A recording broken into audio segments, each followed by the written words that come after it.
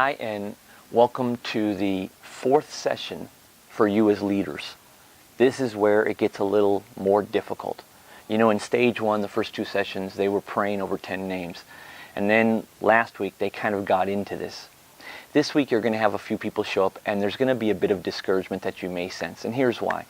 First of all, there is an enemy, and the enemy works overtime, especially when we're now being positioned to be able to reach out to our neighbors.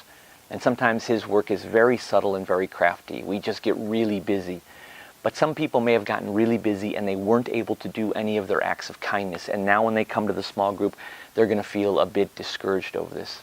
Can I tell you something to do in advance? If you have the time, call the people in your small group before your gathering and let them know that you're looking forward to seeing them. And if they tell you they really haven't done anything, really encourage them to show up in the small group because it'll solidify their commitment. Don't let them get away with skipping the small group because they feel bad that they haven't done anything.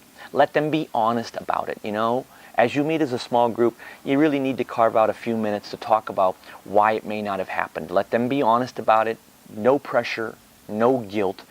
But when they can talk about it, it kind of dispels it and sets them up for the next week.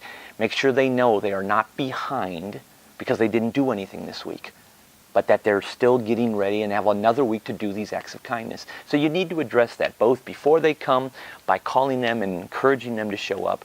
If somebody doesn't show up, make sure you follow up with a phone call because it may be that they didn't show up just because they felt a little bad that they hadn't done anything. And you want to nip that in the bud now so that they can then be strong for the following 7 weeks of it. But there's a second thing too. Some will show up and they will have done it. And God will have worked. And that can be an incredibly inspiring thing for all of the participants that are in the small group. So make sure you also have time where they can share stories together as to what's going on.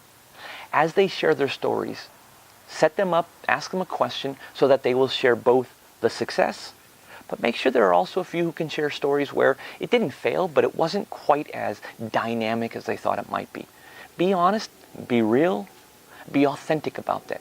If you can create a group environment where they can talk honestly about what their experiences have been, that's the place where they're going to be the strongest, where they're going to learn the most. So again, make sure people are coming and encourage them. If they haven't done anything, let them talk about it so they're ready to do it in this next week. And for those who have come, tell the stories and celebrate both the ones that are dynamic and be honest about the ones that maybe fell flat. It's all good. Enjoy your small group session.